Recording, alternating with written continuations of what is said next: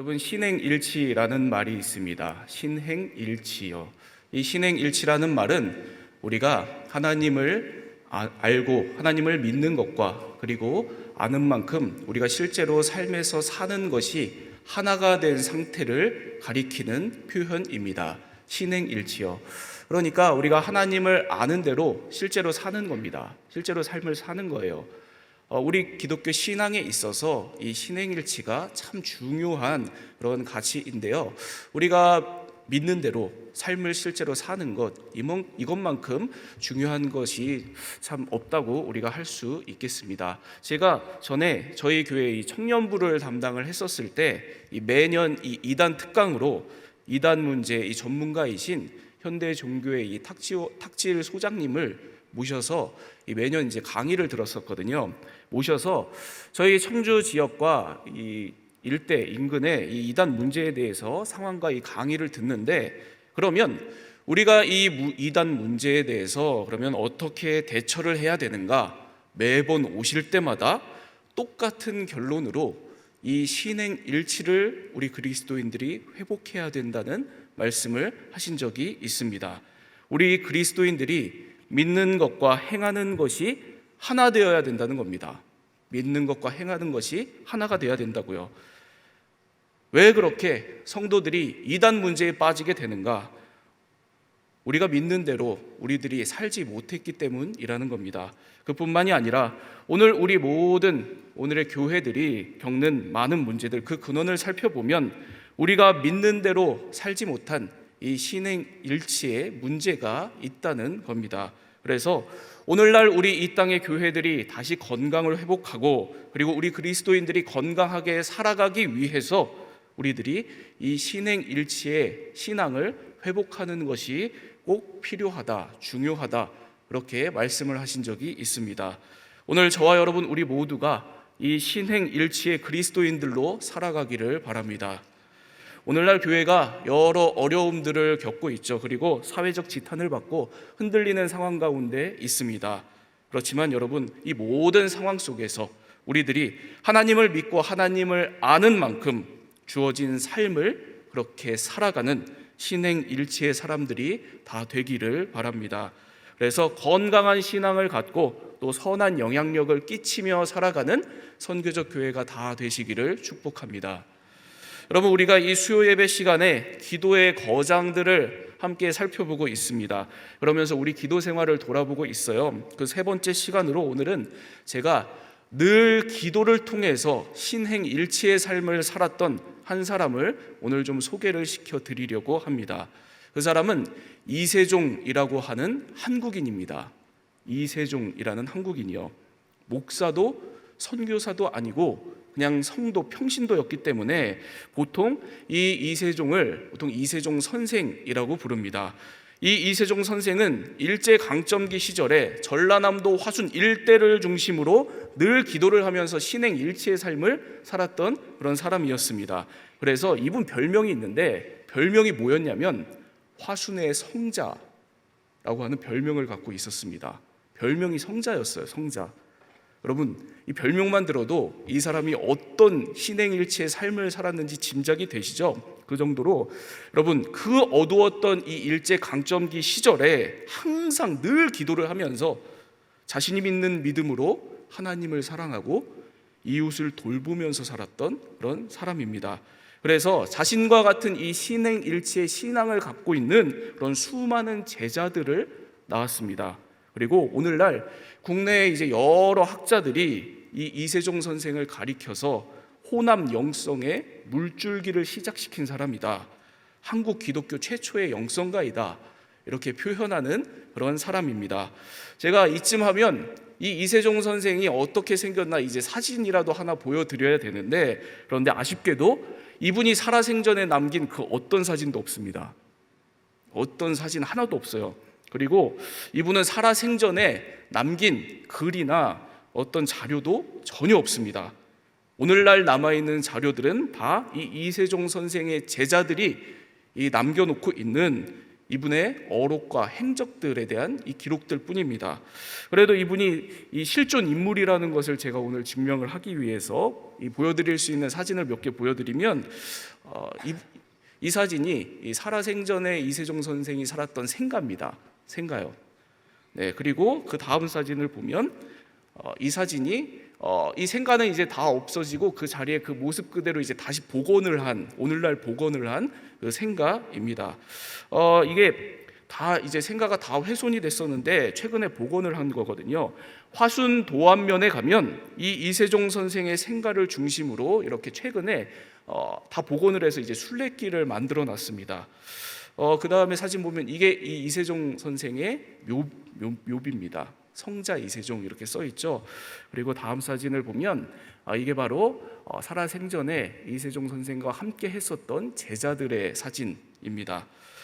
왜 이세종 선생 이 본인의 사진은 없는가? 이게 이 이세종 선생이 갖고 있었던 아주 독특한 그리고 너무 중요한 신앙 신념 때문에 사진 한 장 남기지 않았던 겁니다. 이분이 40살에 예수를 믿거든요. 늦은 나이죠. 40살에 예수를 믿는데 예수를 믿자마자 큰 결심을 합니다.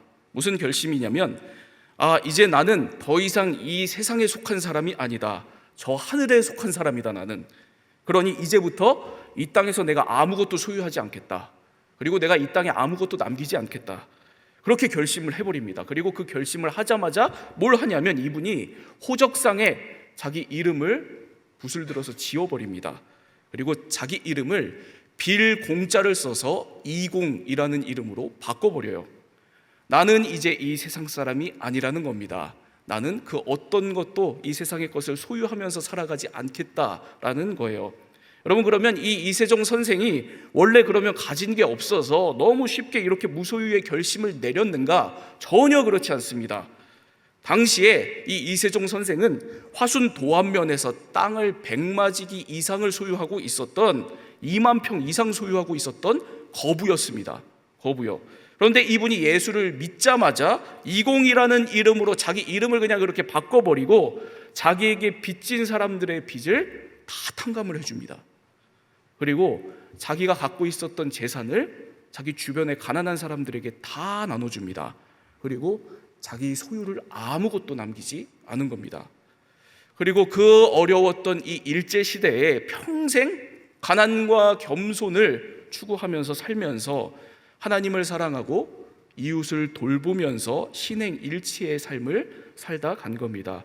오늘 이 이세종 선생의 일생을 살펴보면서 하나님의 말씀을 좀 나누도록 하겠습니다. 그리고 오늘 이 신행일치의 회복이 필요한 우리들이 어떻게 기도를 하면서 살 것인가 좀 함께 돌아보는 시간을 갖겠습니다. 이세종 선생의 생애를 통해서 배울 수 있는 기도 첫 번째입니다. 이 이세종 선생은 예수님의 가르침대로 하나님의 뜻을 구하는 기도를 하면서 살았습니다. 오늘 말씀 마태복음 6장 9절과 10절을 다시 보겠습니다. 9절과 10절 말씀 우리 함께 읽겠습니다. 시작. 하늘에 계신 우리 아버지여, 이름이 거룩히 여김을 받으시오며 나라가 임하시오며 뜻이 하늘에서 이루어진 것 같이 땅에서도 이루어지이다. 아멘. 여러분, 우리가 너무 잘 알고 있는 주기도문 말씀입니다. 예수님께서 제자들에게 기도에 대해서 이렇게 하라고 가르쳐 주시는 장면이죠. 너희는 이렇게 기도하라. 하늘에 계신 우리 아버지여, 이름이 거룩히 여김을 받으시오며 나라가 임하시오며, 그리고 이어서 이렇게 말씀을 하시죠. 뜻이 하늘에서 이루어진 것 같이 땅에서도 이루어지이다. 하나님의 뜻이 이 땅에서 이루어지기를 기도하라는 말씀입니다. 그렇게 하나님의 뜻을 구하고 그 뜻을 이루기 위한 삶을 위해서 기도하고 또 기도하라는 그런 예수님의 가르침 말씀입니다. 여러분, 그래서 우리가 기도할 때 하나님의 뜻을 구하고 이루면서 살아가는 것이 얼마나 중요한지 알려주는 그런 말씀이잖아요. 그 뜻을 깨달아 알아서 그것을 이루는 삶이 너무 중요한 겁니다. 그런데 이 이세종 선생이 바로 이렇게 예수님의 가르침대로 하나님의 뜻을 구하면서 살았던 겁니다. 이 이세종 선생이 살아생전에 기도를 할 때 아주 독특하게 기도를 했대요. 어떻게 기도를 했냐면 이 제자들이 기도하는 모습을 이제 지켜보고 있으면 이 보통 우리가 다 하는 하나님 이거 해주세요, 이것 좀 주세요 하는 이런 간구기도, 이런 청원기도를 거의 안 하더랍니다. 그리고 대신에 항상 이렇게 기도를 하더래요. 하나님, 이게 맞습니까? 이게 맞지 않습니까? 하나님, 이게 옳습니까? 이게 옳지 않습니까? 여러분, 이 하나님께 따지듯이 이렇게 기도를 하는 게 아닙니다. 기도할 때 그 모습을 보면 하나님께 항의하듯이 그렇게 기도를 하는 게 아니라 마치 집에서, 가정에서 아버지와 자녀가 친밀하게 대화를 하는 것처럼 그렇게 대화하듯이 그렇게 기도를 하더랍니다. 그러니까 철저히 아버지 하나님의 뜻을 묻는 이런 기도를 하면서 살았던 사람이었던 겁니다. 매일 매순간 그랬대요. 밥을 먹기 전에 식기도도 그렇게 하더랍니다. 여러분, 식기도를 누가 이렇게 해요? 밥을 먹기 전에 하나님, 이 밥을 먹는 게 맞습니까? 아닙니까? 이 밥을 먹는 게 하나님의 뜻입니까? 아닙니까? 여러분, 누가 이렇게 기도를 하겠어요? 그런데 실제로 그렇게 기도를 하는 사람이 있었던 겁니다. 길을 가면서도, 길을 갈 때도 하나님, 제가 이 길을 가는 게 하나님의 뜻입니까? 아닙니까? 맞습니까? 아닙니까? 그걸 물으면서 길을 갔대요.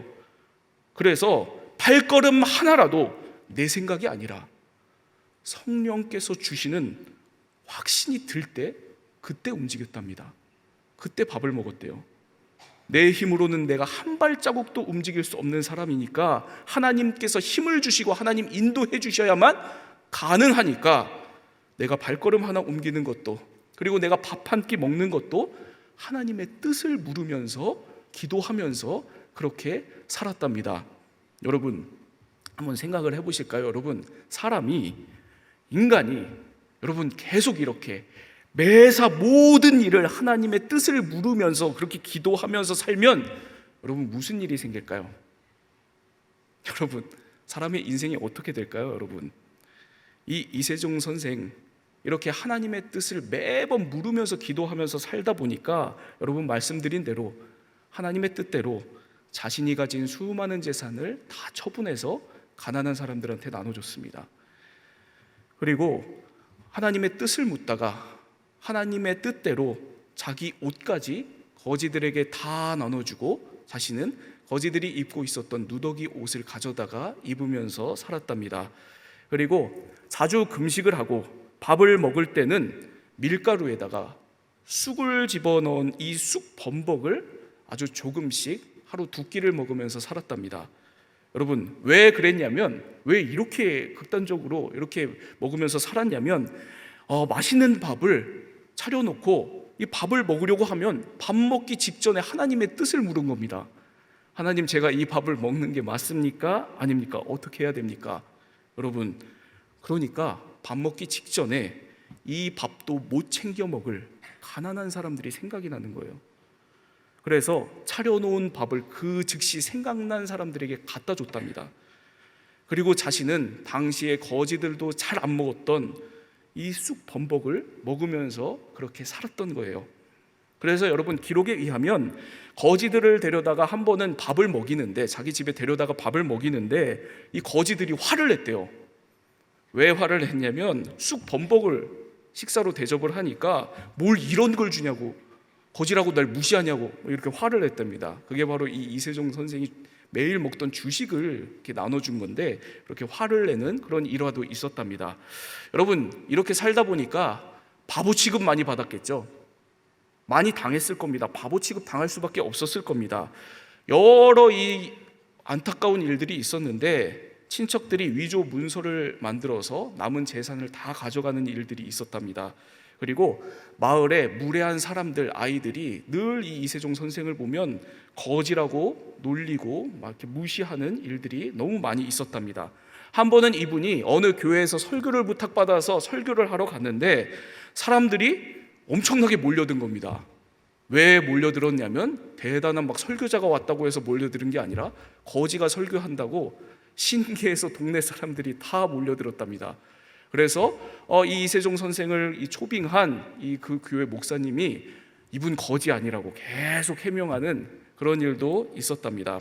여러분, 이 모든 모욕적인 상황, 이 모든 상황 속에서 이 이세종 선생은 늘 하나님의 뜻을 물으면서 살았습니다.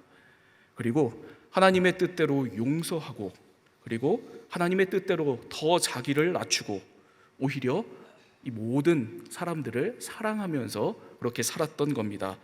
그렇게 이 이세종 선생이 성자라고까지 불리면서 많은 가난한 사람들을 돌보고 신행일치의 삶으로 예수를 전하면서 살았던 그런 사람입니다.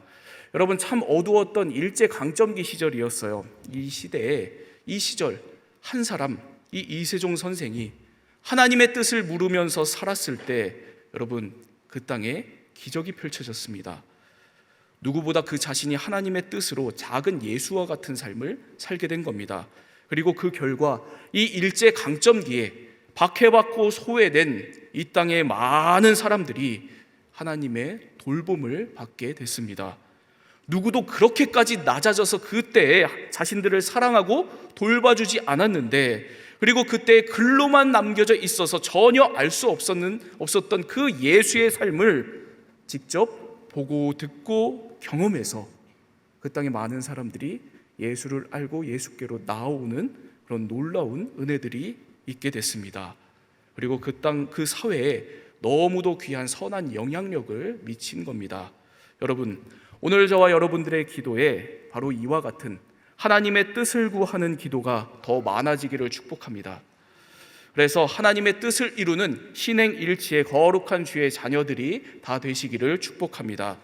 그래서 우리를 통해 세상이 나를 알게 되는 것이 아니라, 우리를 통해 세상이 우리 교회를 알게 되는 것이 아니라, 우리를 통해 오직 예수를 알고 만나고 경험하게 되는 그런 능력이 있기를 축복합니다.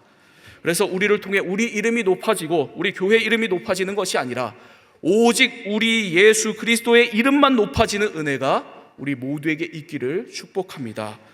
이와 같은 하나님의 뜻으로 참된 사도행전의 꿈을 이루는 저와 여러분, 우리 모두가 다 되기를 축복합니다.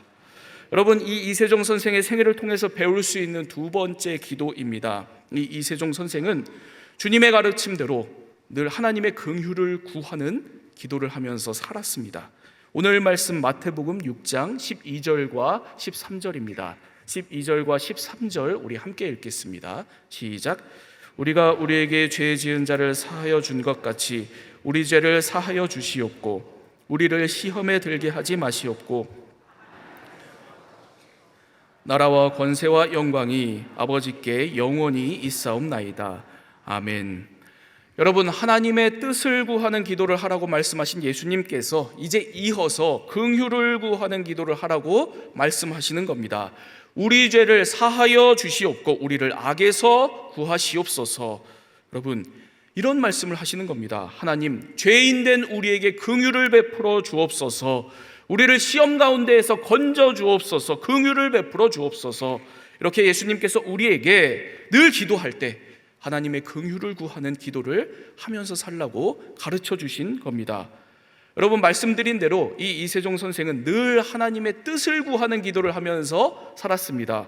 그런데 이 문헌상으로 이 이세종 선생이 거의 유일하게 했었던 간구 기도가 하나 있었거든요. 그게 뭐냐면 사람들을 만날 때마다 하나님께, 하나님, 이 죄인을 잊지 말아 주옵소서. 이렇게 그 영혼을 위한 하나님의 긍휼을 구하는 기도를 했다는 거예요. 어떤 사람이든지 사람을 만나고 나면 그 사람을 위해서 이렇게 기도를 했답니다. 하나님, 저 영혼 어떻게 하시겠습니까? 이 죄인을 어떻게 하시겠습니까? 하나님, 잊지 말아 주옵소서. 긍휼을 베풀어 주옵소서. 이렇게 눈물로 기도를 하면서 그렇게 살았답니다. 여러분, 그리고 사람뿐만 아니라 산천 초목과 동물, 곤충에 이르기까지 모든 만물을 사랑하고 모든 생명을 경외하고 긍휼히 여기면서 살았다고 그래요. 길을 가면 풀 한 포기도 밟지 않으려고 그렇게 애를 썼답니다. 그리고 사람이 밟을 것 같은 이 길가에 잡초를 발견하면 그 잡초를 뽑아서 옮겨 심었대요. 길에 개미가 지나다니면 혹시라도 내가 저 개미를 밟을까 봐 피해 다녔답니다. 그리고 이나 빈대가 자기를 깨물어도 그냥 죽이지 않고 내버려 뒀답니다. 아프다고 하면서 그냥 그렇게 살았답니다. 그리고 한 번은 쥐가 부엌에 들어와서 먹을 것, 음식, 얼마 있지도 않은 음식을 먹고 있으니까 자기가 갖고 있었던 먹을 것을 더 줘서 먹이고 이렇게 내보냈답니다. 그러면서 제자들이 왜 그렇게까지 하냐고 물으니까 이렇게 대답을 했대요. 세상에는 버릴 것이 없다. 잡초든 사람이든 버릴 것이 없다. 버린 돌이 집의 초석이 되기도 한다고 성경이 얘기하지 않냐. 그런데 왜 오늘 우리 기독교인들은 그것을 모르는가? 그렇게 늘 모든 생명을 긍휼히 여기고 하나님께 중보기도를 하면서 그렇게 살았던 겁니다. 여러분, 이렇게 평생을 살았던 이 이세종 선생이 말년에 세상에서의 모든 삶을 다 내려놓고 산으로 들어갑니다. 산으로 들어가서 기도하는 삶을 살아요. 죽기 3년 전의 일이거든요. 이 왜 그렇게 했냐면 이 당시에 신사참배가 극심했습니다. 신사참배가 극심했던 시절인데 이 신사참배의 시험에 빠지지 않으려고 신사참배를 거부하고 사람의 발길이 닿지 않는 산으로 들어가서 나라를 위해서 기도하면서 살았던 겁니다. 아무것도 없는 여러분 산에 들어가서 거기서 움막 짓고 기거하면서 살았으니까 여러분 얼마나 힘들었을까요? 실제로 극도로 궁핍한 시절을 이때 보내게 됐다고 그래요. 쑥을 쪄가지고 소금으로 간을 맞춰가지고 매 끼니에 2숟갈 정도만 먹으면서 그렇게 살았답니다.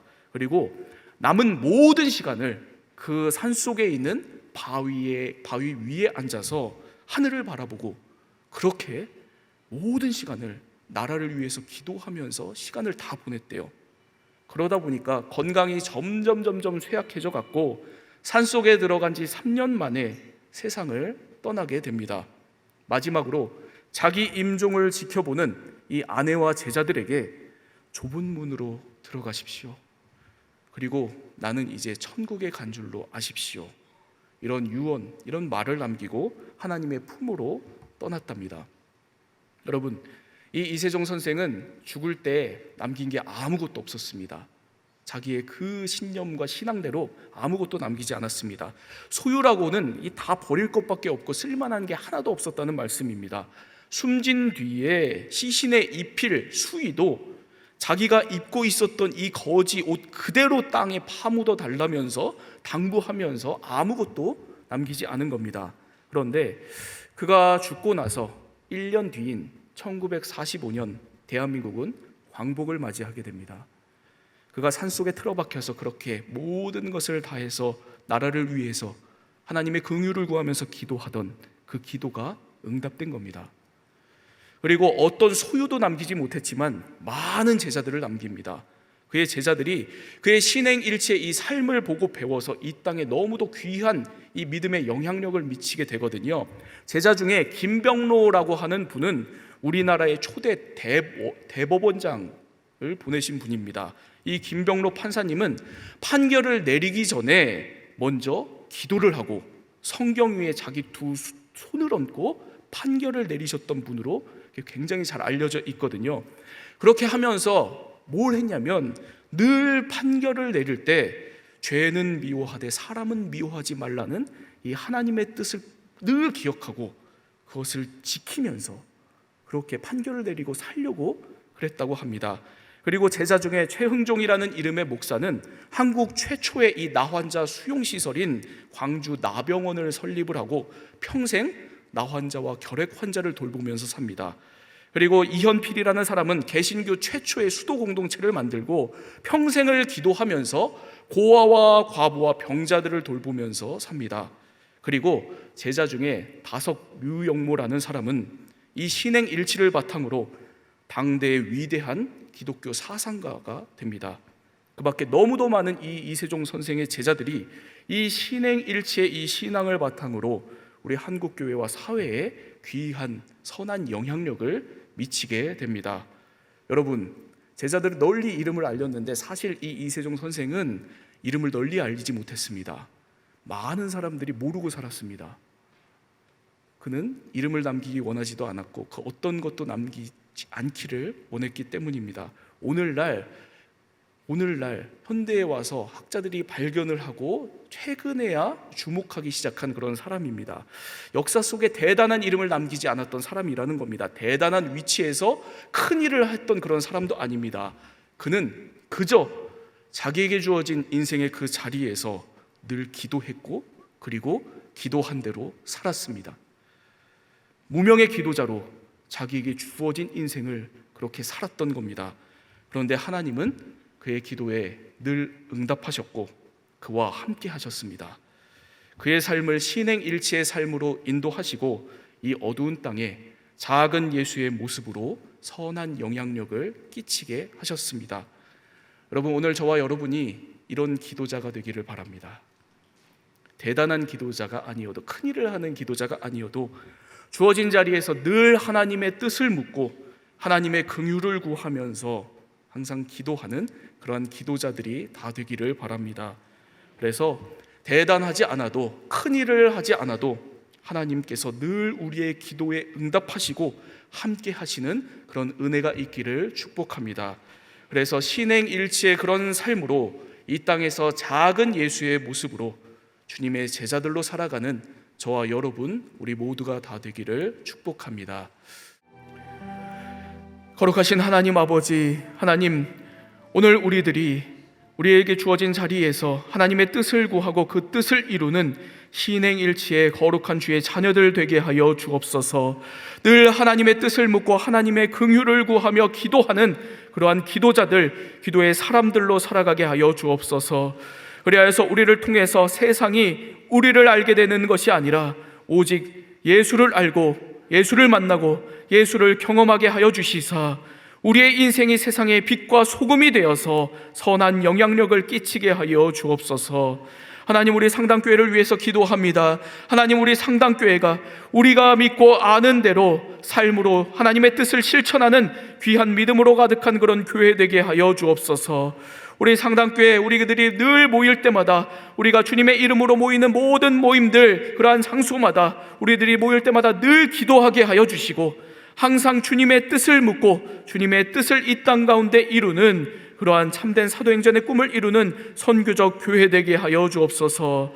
하나님, 한국교회 가운데 회복의 역사를 베풀어 주시기를 기도합니다. 성령의 역사로 함께 하여 주옵소서. 무엇보다도 성령의 역사 가운데 기도하는 한국교회 되게 하여 주시사 우리 한국교회 이 어려운 시대 속에서 신행일치의 믿음을 회복하게 하여 주옵소서.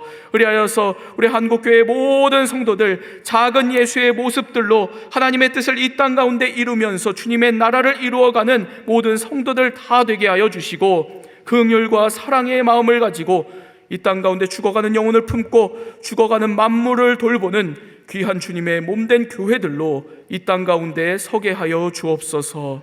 우리 주 예수 그리스도의 이름으로 기도합니다. 아멘.